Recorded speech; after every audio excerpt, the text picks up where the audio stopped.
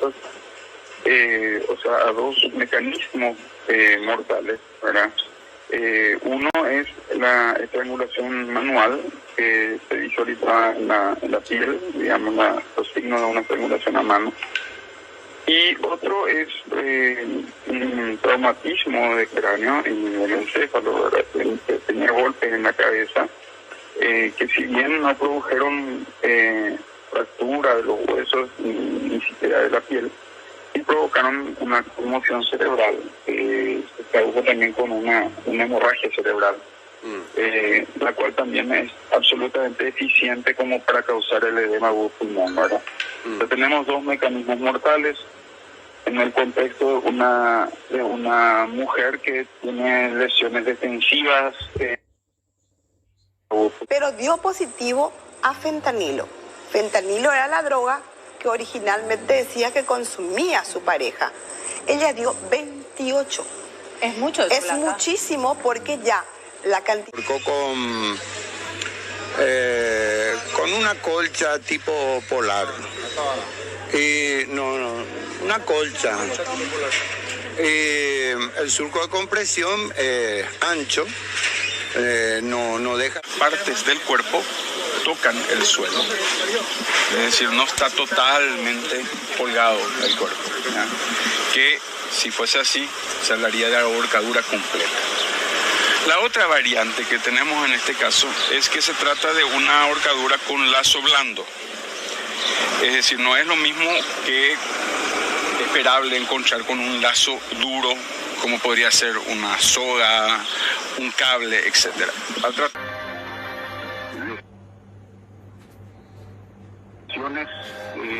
Equimóticas en la región medio esternal, es decir, en el medio del pecho, entre ambos semas, que tienen la impronta prácticamente de los 4 nudillos de la mano izquierda. O sea, ahí fue una trompada. Exactamente, una trompada seca, lo que popularmente se conoce.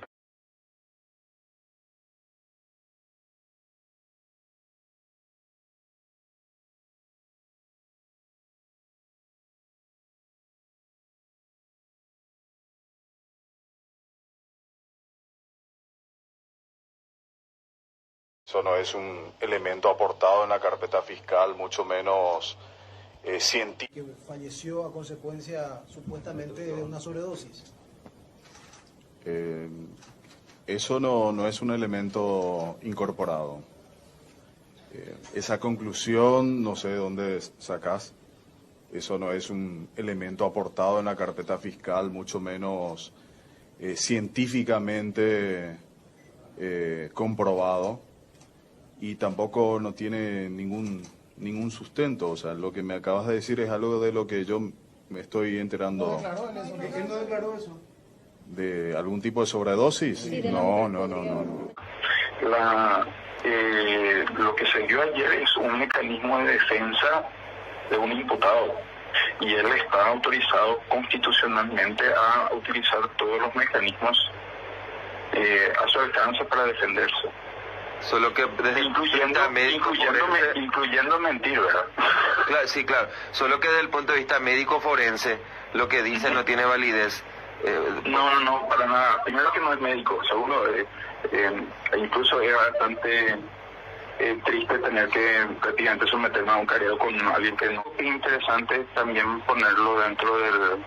Vieira, especialista en medicina legal de Portugal, quien mencionó que luego de una evaluación se evidenciaron insuficiencias y deficiencias en la pericia realizada en nuestro país. La actividad pericial médico-legal hoy en día a nivel internacional se rige por normas de actuación, por protocolos de actuación, que son la salvaguarda de la calidad, que aseguran la calidad de esas pericias y que nos garantizan que las conclusiones, evidenciando las insuficiencias y deficiencias que existen en estas distintas pericias. El especialista dijo además que no se realizaron exámenes complementarios fundamentales como la prueba toxicológica cuantitativa y el procedimiento forense no se practicó conforme a los estándares internacionales. Empezamos con esa vieja y inacabable discusión sobre el género y las políticas de género. Y yo sé que suena primitivo, pero quiero nomás que los paraguayos nos pongamos de acuerdo antes, ¿verdad? Yo viajé a la UNESCO, me senté con ellos y le dije, nosotros estamos muy agradecidos con todas las donaciones no reembolsables, pero quiero que me digan cuántos géneros hay reconocidos por la UNESCO. Y una señora muy atentamente y muy seriamente me dijo, más de 162. Y le dije, pero entonces, haciéndome el bobo que a veces me sale bien, le dije, pero entonces género no es sexo, ¿verdad? Es un tema diferente. Sí, claro, el género es una construcción social, es el papel que la sociedad le asigna a la mujer. Cuando me dijeron que había 162 géneros, dije yo, o sea que si una sociedad le asigna a un joven el papel de un perro, ¿qué es? Y un transperro me dijo. Yo creí que me estaba tomando el pelo, ¿verdad? Me dijo con toda la seriedad, transperro. Bueno, fantástico, dije. ¿Qué? Y si es un árbol, y trans árbol, ¿verdad? Transvegetal era. Y así fuimos llegando a... Después terminamos en un chiste, tomando cerveza, haciéndonos bromas.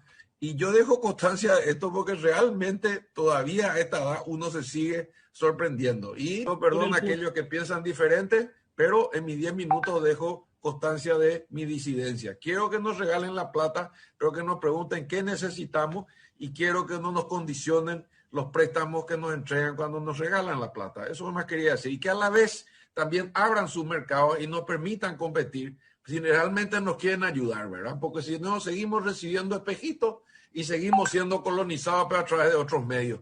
Es solo una posición personal. Muchas gracias, presidente. Claro, insistir en que haya estado con algún tipo de sustancias en su organismo no incide eso no causa asfixia. No, eso no causa estrangulación, ¿verdad? O sea, ni tampoco entramos del lado del tórax. O sea, una intoxicación no tiene nada que ver. Lo que pasa es que, y esto que quiero que quede claro para todo el mundo, ¿verdad? Lo que se dio ayer es un mecanismo de defensa de un imputado y él está autorizado constitucionalmente a utilizar todos los mecanismos a su alcance para defenderse. Solo que desde incluyendo mentir, ¿verdad? Claro, sí, claro. Solo que desde el punto de vista médico forense, lo que dice no tiene validez. No, para nada. Primero que no es médico, segundo. Creo 100% de su inocencia. No va a permitir que su cliente termine en un juicio oral más parecido a una cacería de brujas que a un juicio realmente acorde a nuestros mandatos constitucionales. Se va a cumplir íntegramente lo que dice el artículo 17 de la Constitución. Toda persona tiene derecho a que se presuma su inocencia en primer lugar y a preparar, diligenciar y ofrecer las pruebas que puedan determinar su inocencia. Sin eso, no a la preliminar y no al juicio oral. ¿Quiénes son los miembros del tribunal, doctor? El doctor Valdir Servín, el doctor Lovera Cañete y el doctor Cristóbal Sánchez, que en una oportunidad que salieron a nuestro favor y la jueza de garantía no hizo las diligencias. Y ahora se complicaron procesalmente porque ya pasó el tiempo. No es mi culpa que haya pasado el tiempo. Esto le digo a Planas, a Rodrigo Planas, con mucho respeto, colega. Estudia un poco Derecho Procesal Penal. El hecho que la defensa haya pedido 200.000 veces, ¿verdad?, que se cumplan los presupuestos procesales, ¿verdad?, a favor del investigado y que no se le haya concedido, no quiere decir que porque perimió el proceso, esos derechos ya son conculcados. Yo no me voy. Para que firme abreviado, necesitan hacer estadística porque están sosteniendo un Ministerio de la Mujer con 5 veces más presupuesto que el de seguridad y donde justamente están sosteniendo o justificando el gran presupuesto que tienen a través de decir, bueno, ven, estamos condenando a hombres, pero la realidad es que condenan a personas con nada, a veces inclusive con prueba a favor, de maneras terribles o sin cámara Gesell, por ejemplo.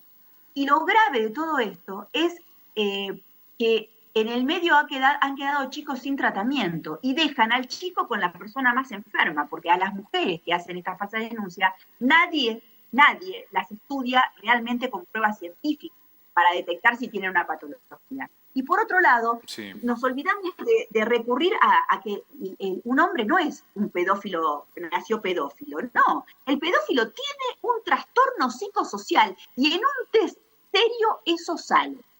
pero por supuesto no le quieren hacer el test de Minnesota porque es largo, o sea, evitan hacerle pruebas técnicas, ¿no?, de rigor científico, y entonces, bueno, terminan en sentencias arbitrarias sin un valor científico o prueba científica real, ¿no? Ni hablemos del desastre que hacen con las cámaras que en algunas ocasiones que están mal tomadas, ¿no?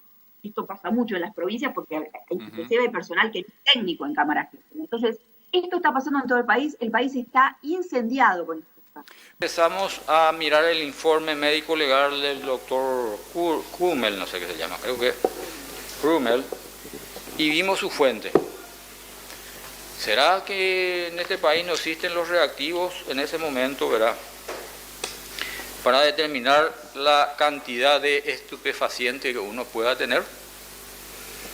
Y estamos hablando del 2017 y contrastamos esa explicación que nos dio averiguando si es cierto o no es cierto. Y es cierto, no había ese reactivo. En el país no había. Era un reactivo bastante caro, dicho sea de paso, prácticamente no se utilizaba mucho, ¿verdad? Eso se tenía que traer sobre pedido. Es por eso que la defensa de repente pudo haber simplemente determinado ese extremo o probado con un informe toxicológico. No tuvimos ningún experto toxicólogo en esta audiencia. No tuvimos el tan mentado que podía haberse incorporado vía informe de ese laboratorio que se mencionó. Entonces no era tan complicado probar ese extremo, pero no se probó. Y en estas condiciones la tesis de la sobredosis no se sostiene. Las amigas de la fallecida dieron una nota oportunista en el sentido de que ellos vivían mal. El señor Stadecker tenía una muy buena vida, tenía 5 funcionarios trabajando para él, tenía un jardinero, tenía creo que un chofer, tenía una cocinera, tenía también, por así decirle, una niñera y otra persona. Esas personas vinieron a hablar acá, no notaron en ningún momento actos de violencia. Se hace referencia, por ejemplo, un puñazo en el tórax, y eso son lesiones que ocurren, que están descritas en la literatura científica en diversos casos debidos a maniobras de reanimación, a todas las maniobras de reanimación que pueden, ellas sí, producir ese tipo de lesión, tal como las lesiones que ahora se están intentando decir, por ejemplo, por una asfixia, pues esas lesiones pueden ser debidas también a una maniobra de intubación que ha sido hecha a la víctima. ¿De qué ha morido? No lo sé, no lo vamos a saber ahora, nunca. Vas a ver qué importante que es y cuando dan el motivo de la muerte de María Soledad Morales. A ver. Jurista, sí. Sí, nosotros concluimos que nuestro criterio, mejor dicho, nuestro real saber y entender, así había sido. Ocurre que la cocaína es una droga social, no se toma solas. Y que evidentemente cuando se produce, el sujeto intoxicado es presa de convulsiones. Es común estos episodios. Y tratan a veces de ser auxiliados por el partener para contenerlo cuando hay una convulsión cocaínica o para reanimarlo. ¿De dónde sacamos esto? Sacamos esto de que encontramos huellas de una equimosis en la aurícula derecha, como suele observarse en la respiración artificial, que como ustedes saben no es nada suave. Se trata de masajear el corazón a golpes. Se trata de masajear el corazón a golpes. Se trata de masajear el corazón a golpes. Sé que Gerardo Stadecker es un preso común y que ella no va a bajar la escalera para venir en sala 1 para atender a un preso común. Ahí redondearon también ahí tenés la denuncia, decías que se cambió la cerradura, inclusive los depósitos donde están todas las evidencias, y que temés porque nadie quedó a cargo de eso. Sí, primeramente se hace una providencia, ya que yo estoy mal de salud. Yo redacto la providencia porque el juez vía chat me envía que redacte la providencia y yo le mandé, se firmó y a una hora desaparece esa providencia y aparece otra. Ante ese hecho yo le recrimino al juez que a mí me enseñaron que una providencia se corrige a través de otra providencia, no así desapareciendo nomás. Otra cosa que me preocupa es que hoy, cuando vine después de estar de permiso 3 días, quise ingresar en mi oficina porque, a pesar de que ya sé que estoy puesta a disposición, nosotros tenemos una obligación de hacer un corte administrativo y la cerradura está cambiada. Entonces esa es mi preocupación de evidencias muy importantes que hay en esa causa que se está empezando a juzgar, y yo le responsabilizo al juez Manuel Aguirre durante todos esos días que yo estuve de permiso, es decir, martes, miércoles, jueves y viernes, y hoy cuando vengo ya la cerradura está totalmente cambiada. Entonces, ¿qué garantía van a tener las partes de que se cambia una providencia, se sustituye por otra, se cambia la cerradura, no me dejan entrar? Entonces eso es lo que denuncio, y me han puesto a disposición arbitrariamente porque yo me encontraba de reposo médico. Ahí está entonces lo que dice María Estela Bóveda, quien es actuaria, o era por lo menos actuaria, y conformaba el equipo del Tribunal de Sentencia en el caso de Gerardo Stadecker, y bueno, fue apartada ya desde su cargo, y finalmente decía varios días, ella se ausentó, la llave del depósito se cambió y no tiene ningún tipo de garantía de que no se pueda adulterar o perder algún tipo de evidencia en este proceso. Nata, muchas gracias por este completo reporte. Cambiamos de tema y hablamos. El trauma, el mecanismo del trauma que se presume, y estoy hablando pura y exclusivamente como médico radiólogo, que puede ocasionar una fractura, sería más bien una compresión lateral, no una compresión frontal, porque el hueso hioides no tiene una relación de contacto directo con ninguna otra estructura ósea regional que le permita tener un apoyo contra el cual pueda ejercerse una presión externa. Está como una malla sostenida por masas musculares que van por arriba de su estructura. De nada. ¿Cuántas radiografías o cuántas placas de gente ahorcada usted tiene? No soy forense, no me importa ese detalle que usted por está eso diciendo. me pregunta, ¿cuántas? Cuando contacté con él, él recurrió y esa persona la sacó y la puso ahí. Ya, ¿quiénes estaban, aparte de ustedes, del señor Ferdinando, había otras personas en el lugar cuando usted estaba observando? Sí, las personas que probablemente desempeñan su labor en esa oficina. ¿Quiénes son? No me pregunten. Murió el abogado de Rosa. Por favor, no intervenga, doctor. ¿Recuerda el tiempo aproximado en que realizó esa verificación? ¿Se refiere a fecha o cuánto me llevó? La fecha. Y fue en los primeros tiempos, no le puedo decir día o quizá mes, de haber contactado con don Ferdinando para ver toda la parte que me corresponde de imágenes relacionadas con el caso que a él le tenía. Cuando contacté con él, él recurrió a mí probablemente a través de alguna otra persona. ¿Cuándo?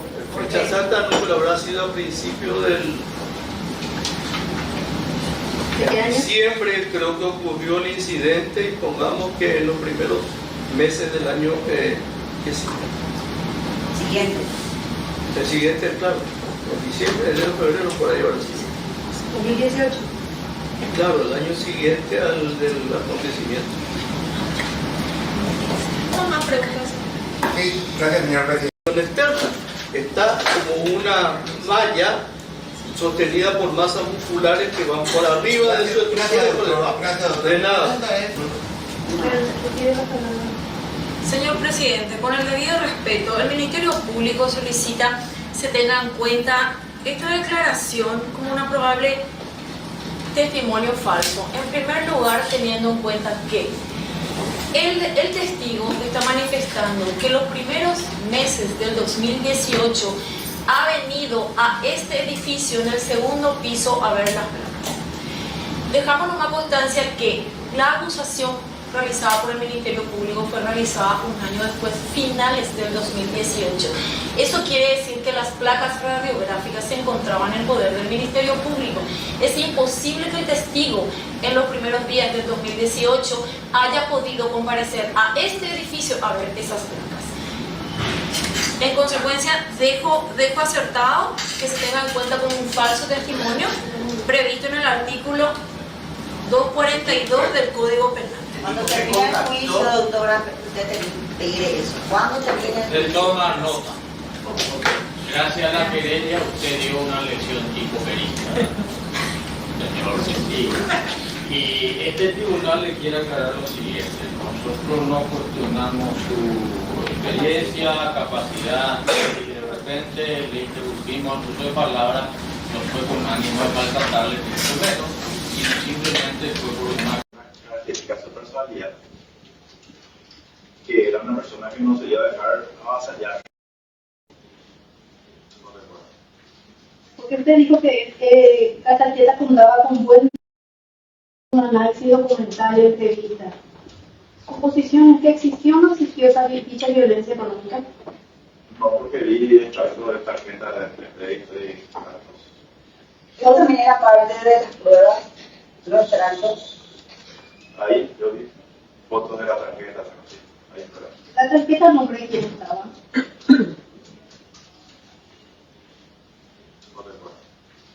Porque usted dijo que la tarjeta contaba con buen dinero para dar. Creo que no recuerdo. Una persona con carácter imponente, impulsiva, sí, puede ser víctima de descalificativo frecuente o excesivo control.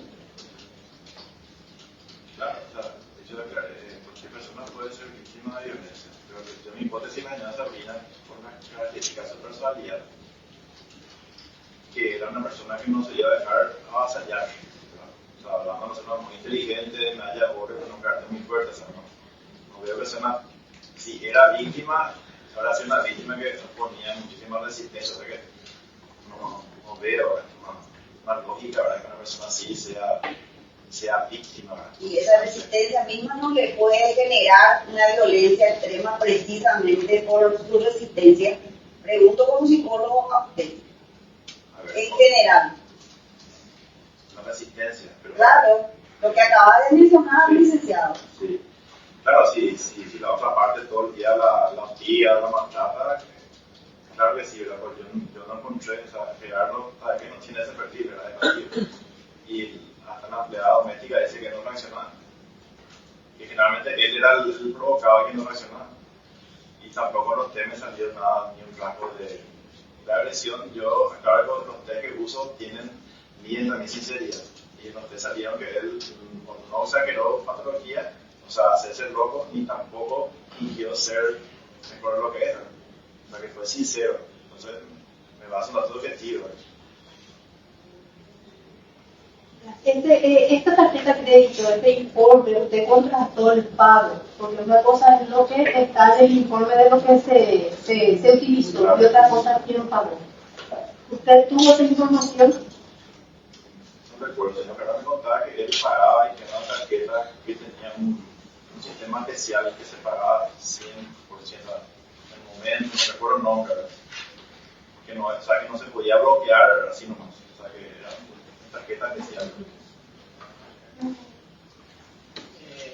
Una consulta, o sea, mismo que el acusado era una persona pasiva, y en su contrapartida afirmó de que la supuesta víctima era una persona impulsiva. Sí. La cuestión es la siguiente, estoy hablando del ciclo de violencia y todo lo demás. Para la comisión del hecho de feminicidio, sí, es necesario el ciclo de violencia.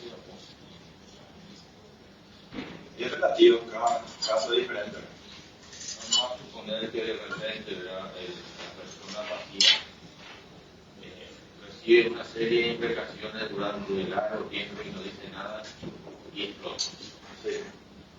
¿Puede ocurrir eso? Puede ocurrir, en este caso no creo porque el señor Gerardo tenía una depresión.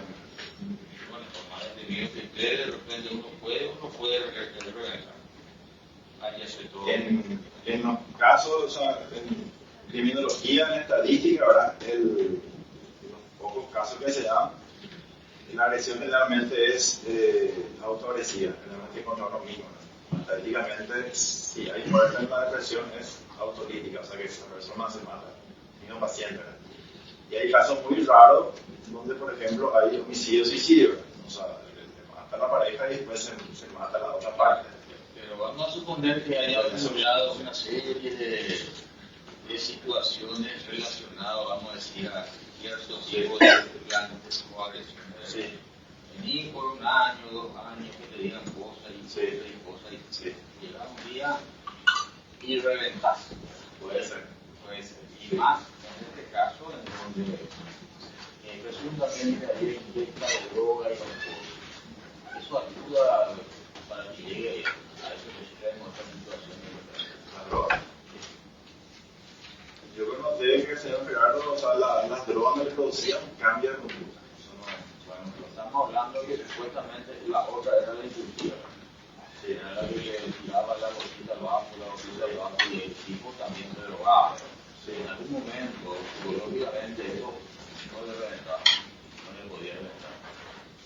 Hipotéticamente se puede reventar, pero claro que la personalidad, él no va con ese cuadro de ser agresivo. Cuando encontré antecedentes, el mejor predictor de violencia es violencia previa. Previamente tiene que haber una serie y generalmente tiene que haber una violencia física previa importante, porque así son los casos de feminicidio. Hay pelea física y ya se coma el vaso y uno se muere alguien. Bien, gracias licenciado por su exposición. De nada. Muy amable, muy comparecencia. Bueno, vamos a hacer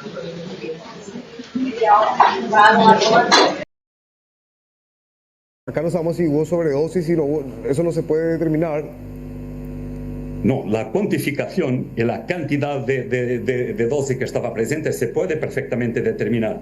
Y es fundamental para sabermos incluso si la muerte no podrá haber sido debido a una overdosis. Lo que se ha hecho solamente fue un test de rastreo para detectar la presencia o no de drogas, pero no se cuantificaron. Y no se cuantificaron porque, tanto cuanto creo saber, no había capacidad técnica para cuantificarlo. Y es esto que es lamentable, porque esto no debería existir. Los servicios forenses tienen que tener a su disposición los medios necesarios para poder fundamentar científicamente sus conclusiones. Si no, podremos estar corriendo riesgos, haciendo conclusiones que no tienen fundamentación científica, y esto puede conducir a la condenación de inocentes, a la absolvición de culpados. Servicios forenses que no tienen a su disposición los medios adecuados para fundamentar técnicamente, científicamente sus conclusiones, claro que podrán producir errores por muy competentes que sean las personas que están trabajando en ellos.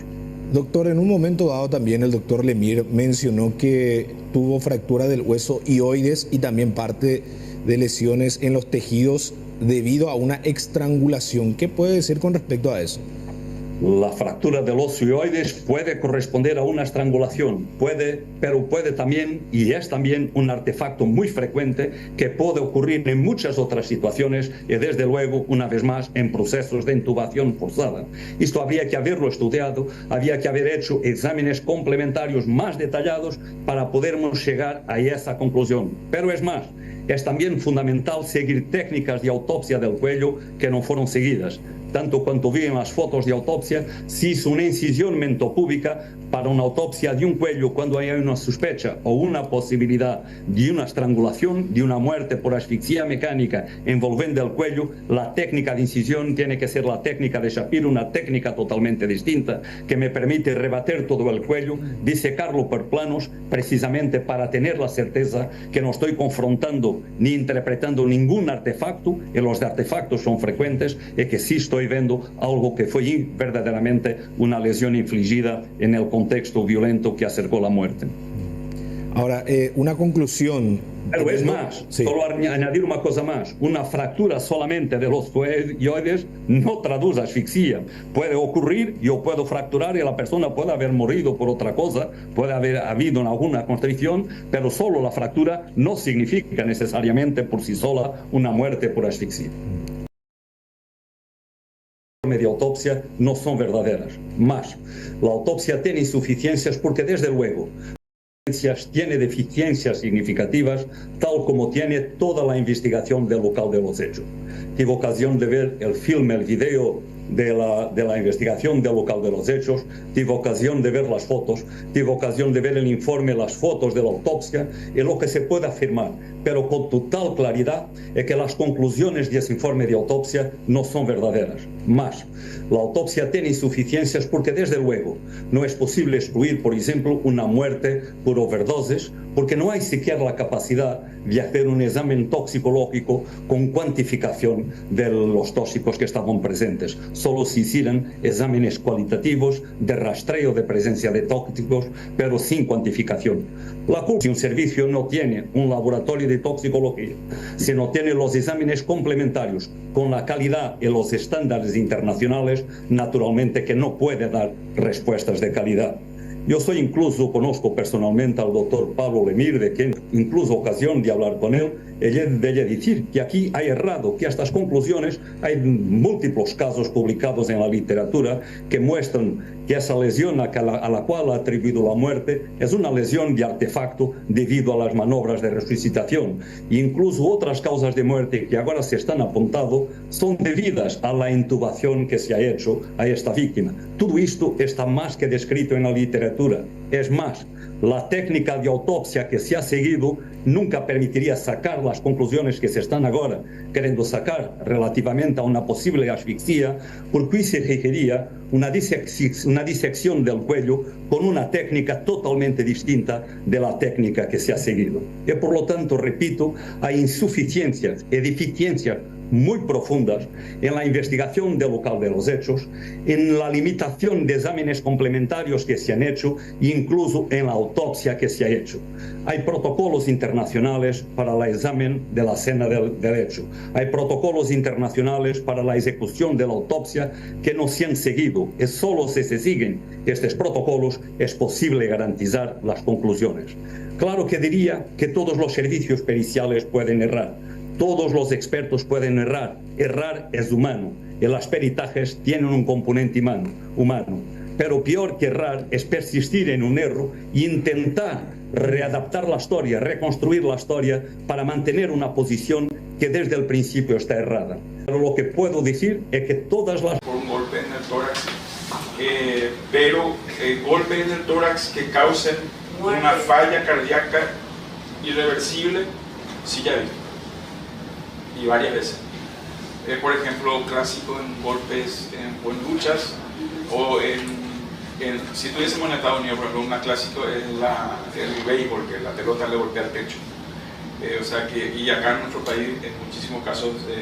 Con respecto a eso, la fractura del osioides puede corresponder a una estrangulación, pero puede también, y es también un artefacto muy frecuente que puede ocurrir en muchas otras situaciones y desde luego, una vez más, en procesos de intubación forzada.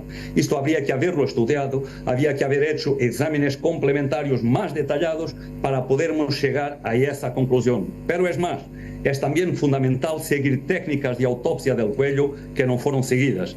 Tanto cuanto vi en las fotos de autopsia, se hizo una incisión mentopúbica para una autopsia de un cuello cuando hay una sospecha o una posibilidad de una estrangulación, de una muerte por asfixia mecánica envolviendo el cuello. La técnica de incisión tiene que ser la técnica de Shapiro, una técnica totalmente distinta que me permite rebater todo el cuello, disecarlo por planos, precisamente para tener la certeza que no estoy confrontando ni interpretando ningún artefacto, y los artefactos son frecuentes, y que sí estoy viendo algo que fue verdaderamente una lesión infligida en el contexto violento que acercó la muerte. Ahora, una conclusión Pero es más, solo añadir una cosa más. Una fractura solamente de los cuelloides no traduce asfixia.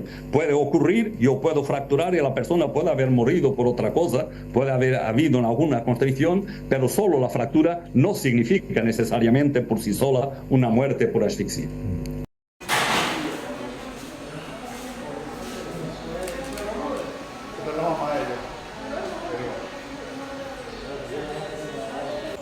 ¿Quién procesa esto, usted o criminalística? Yo. ¿Usted o criminalística? Porque dice, según el abogado no había marcas en el cuello y cómo no se va a romper el hueso del tórax y sí llegar al corazón.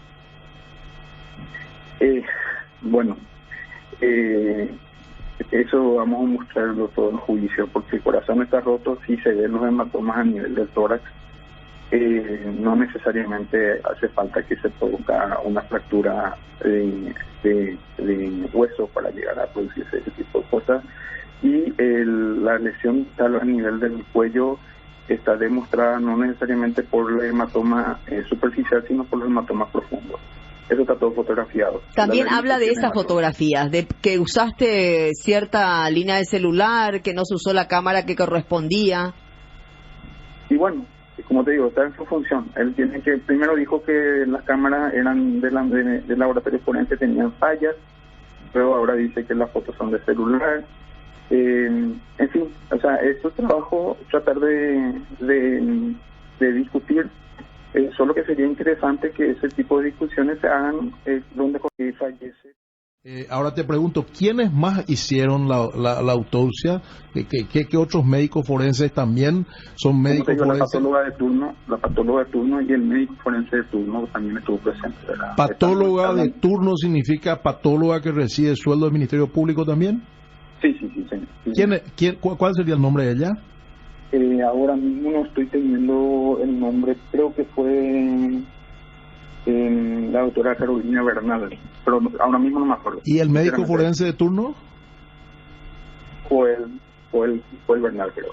¿Y en qué carácter estuvo usted, doctor, como médico forense senior o cuál fue su condición?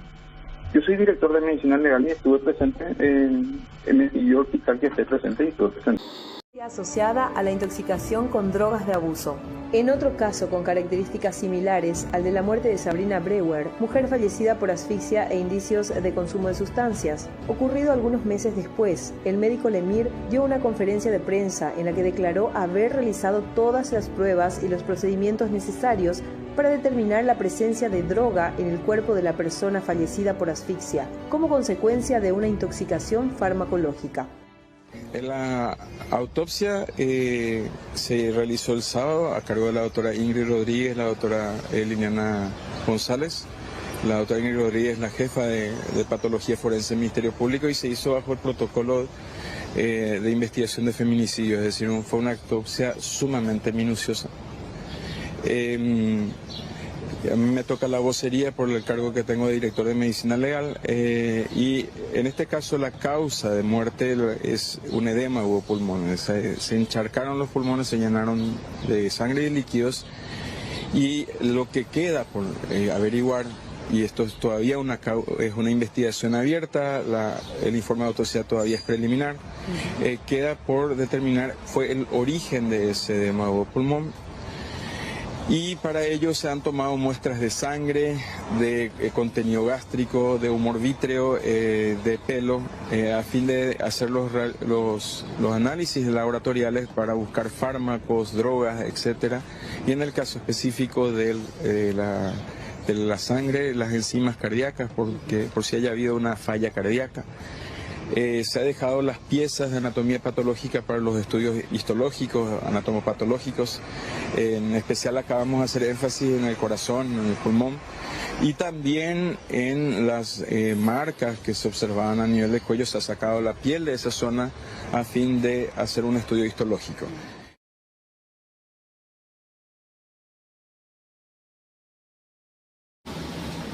No recuerda usted si el Ministerio Público, la unidad a la cual usted, o sea, organismo del Estado del cual usted depende, tiene un acuerdo con algún laboratorio que haga screenings toxicológicos? Actualmente no manejo, en épocas anteriores trabajaba con el laboratorio Villa Gil, pero actualmente no manejo si tiene convenio con ese laboratorio.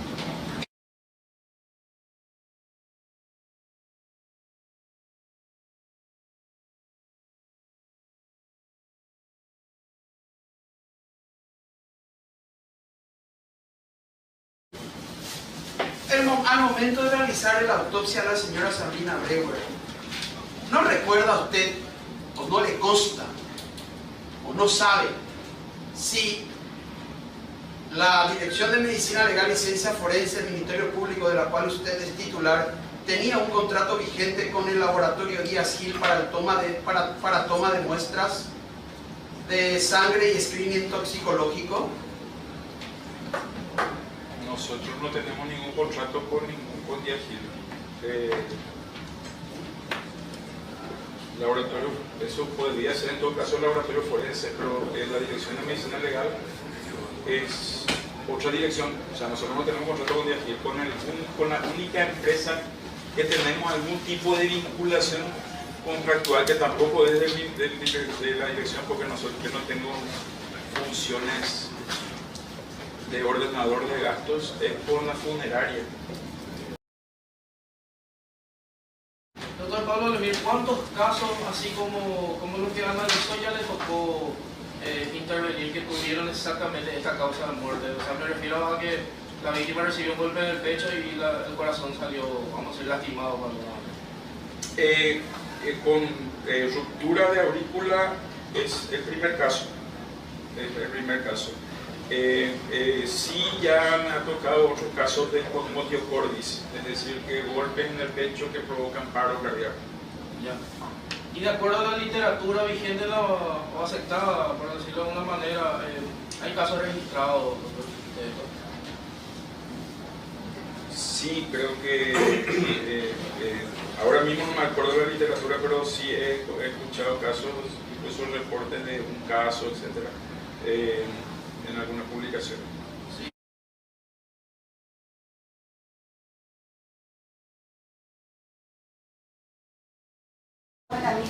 Con un mecanismo y que sea con golpe en esta parte así del cuerpo, que le pueda afectar un órgano tan vital. Sí, sin ruptura cardíaca, sí, ya he visto. Con ruptura cardíaca, como mencioné la pregunta de la defensa, sí es mi primera experiencia con ruptura cardíaca por un golpe en el tórax. Pero golpes en el tórax que causen una falla cardíaca irreversible, sí ya he visto. Y varias veces.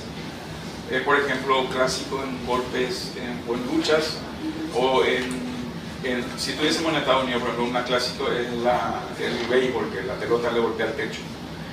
O sea que, y acá en nuestro país, en muchísimos casos ¿Cualitativo o cuantitativo? ¿O ambos?